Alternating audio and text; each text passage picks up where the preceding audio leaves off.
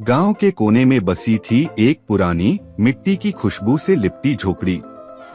वहीं रहती थी अम्मा, 70 की उम्र पार कर चुकी, लेकिन उनकी आंखों में अब भी बचपन सी चमक थी। हर साल की तरह इस बार भी जून की शुरुआत हो चुकी थी और अम्मा को आसमान की तरफ देखे जाने कितने दिन बीत चुके थे। अब तो आ जा रे मेघा, धरती प्यासी है, अम्मा ने आसमान की ओर देखते हुए कहा।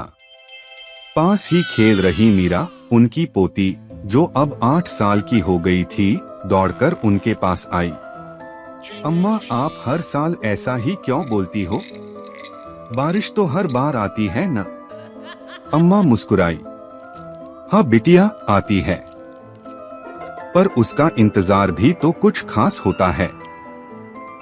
जैसे तेरा स्कूल से आने का इंतजार करती हूँ वैसे। मीरा हंसने लगी, लेकिन तभी आसमान से एक ठंडी बूंद उसके गाल पर गिरी। उसने सिर ऊपर उठाया, काली घटाएं उमड़ रही थीं।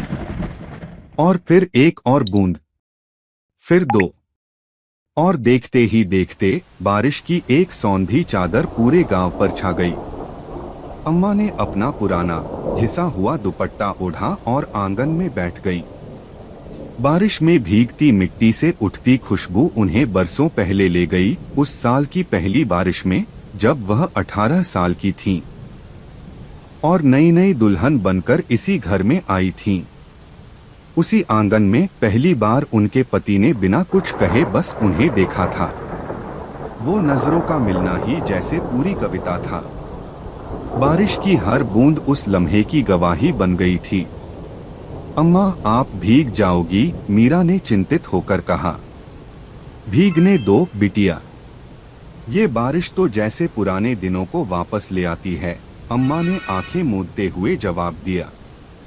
मीरा को ये बात समझ नहीं आई, लेकिन वो अम्मा के पास बैठ गई। गांव के बाहर खेतों में काम करने वाले किसान भी खुश थे। पिछली बार सूखा पड़ गया था। अन्न के दाने इतने कम हो गए थे कि कई घरों में त्योहार सूने बीते। इस बार की बारिश उम्मीद की तरह आई थी।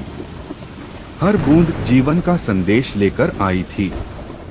बगल के खेत में रामू काका हल चला रहे थे।